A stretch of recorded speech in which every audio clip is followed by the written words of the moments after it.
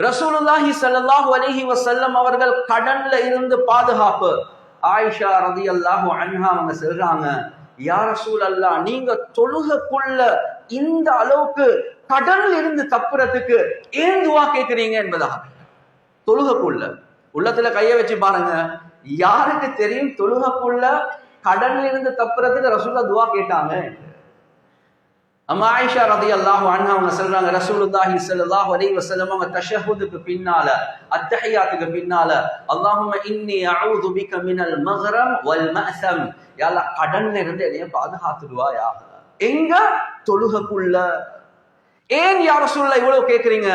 இல்ல, தொழுக ஒரு மனிதனுக்கு, அந்த கடன் இருக்கிறதே ஒரு மனிதனுக்கு கேவலத்தை உண்டாக்கும், அவனை பொய்க்காரனாக மாற்றும். எனவே கடன்ல இருந்து நான் தப்புறதுக்கு அல்லாஹ் கிட்ட தொழுகைக்குள்ள துவா கேட்கிறேன் என்பதாக காட்டுறான். எனவே ஒரு முஃமின் எப்பையும் அவருடைய கமர்ஷியல் டிரான்சாக்ஷன்ஸ் என்று வரக்கூடிய நேரத்தில் லயபிலிட்டிஸ் உடைய விஷயத்துல ரொம்ப கவனமாக இருப்பார். லயபிலிட்டிஸ் இருக்க கூடாது என்று நான் சொல்லல, லயபிலிட்டிஸ் இருக்கலாம், அந்த விஷயத்துல கன்சர்னாக இருங்க, அதுக்குரிய ஏற்பாடுகளோட இருங்க. ஏன் ரசூலுல்லாஹ் வஃபாத் ஆகினாங்க, கடன் இருந்துச்சு, ஆனா கவசத்தை மோர்கேஜ் பண்ணி இருந்தாங்க. எனவே கடனாளியாக மௌத்தாகினாலும் அடக்கிறதுக்கு முன்னால கடனை முடிச்சுட்டு தான் அடக்கப்பட்டுச்சு.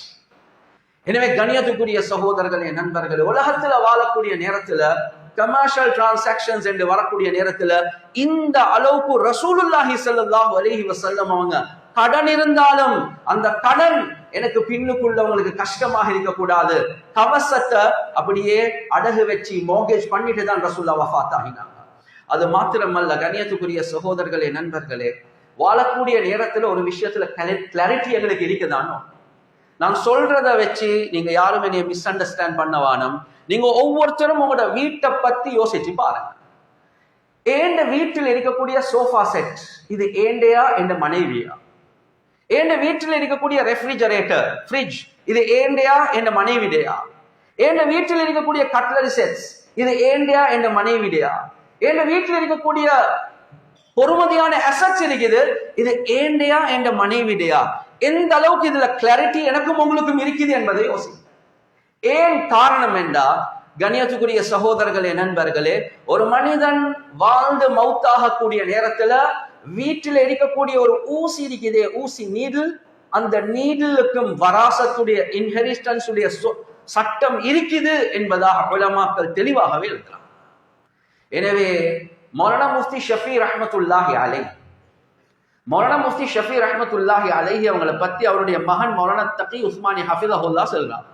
என்ன வாப்பா கிராண்ட் முஃப்தி ஆஃப் பாகிஸ்தான், அவருடைய ஒரு பழக்கம் ஒன்று இருந்துச்சு, அவருக்கெண்டே ஒரு ரூம் ஒன்று இருந்துச்சு, அதுலதான் அவர் கிதாப் ரெஃபர் பண்ணி கொண்டு இருப்பார்.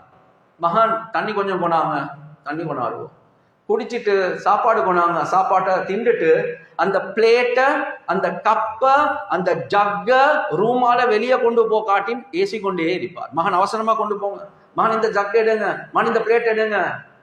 மகனும் முஃப்தி. மகன் ஒரு நாள் சொன்னாரு, பாப்பா சின்ன பிளேட் ஜக், கொஞ்சம் லேட்டாக போல இவ்வளவு கோவப்படுறீங்க, என்ன காரணம் என்று கேட்டாங்க.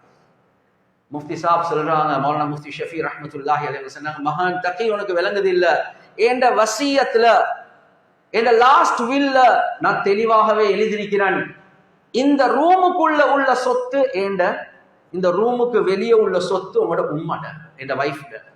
நான் மவுத்தாக கூடிய நேரத்தில் இந்த ஜக், இந்த கப் இந்த ரூம்குள்ள இருந்துச்சேண்டா, ஏண்ட லாஸ்ட் வில்ல பார்த்து நீங்க நினைப்பீங்க இது ஏண்டு, ஆனா இல்ல, இது உங்களோட உம்மட.